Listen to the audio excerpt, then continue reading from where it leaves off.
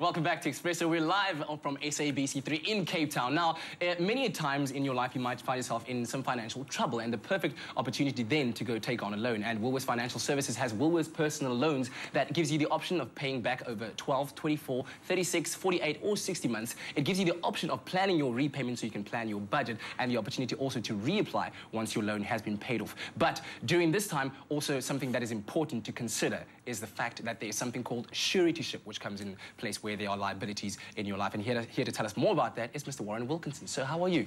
Well, on yourself? Lovely.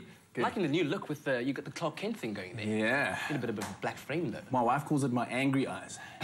Right. Okay. So this thing called Suretyship. Yes. Tell me what it is in the most basic terms you can. Okay.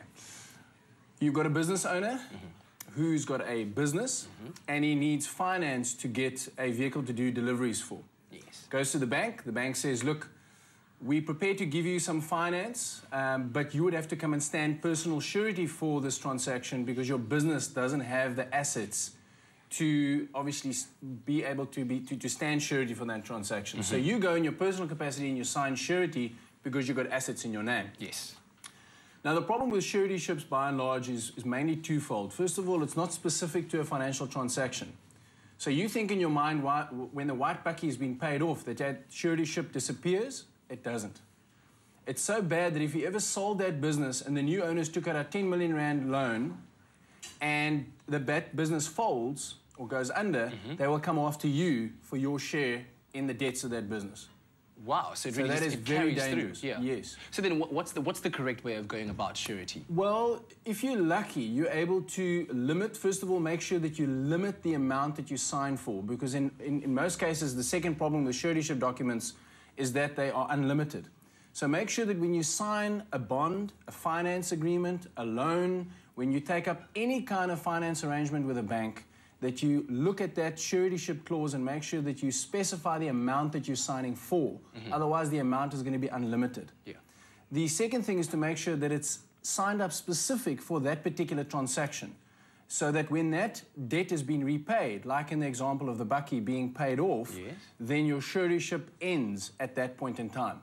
There was a case about 6 years ago, one of the owners of a major construction company in South Africa went under, and they came after him after his personal residence for a suretyship document he signed 20 years ago. Oof, wow. So it is an exceptionally dangerous document, and like we saw in our asset structuring segment we did last week, it's important to make sure that you ring-fence your assets away from each other, so that if that particular asset that you've signed up for a surety falls, it's the only thing that falls and not the rest of your estate.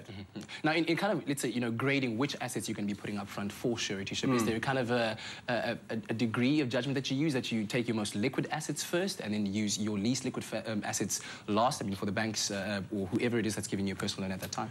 Well, in the example I gave with the company, unfortunately, when it comes to movable assets, they're not likely to take that as security, because tomorrow when they send the sheriff there, you've pawned all those assets or you've moved them somewhere else.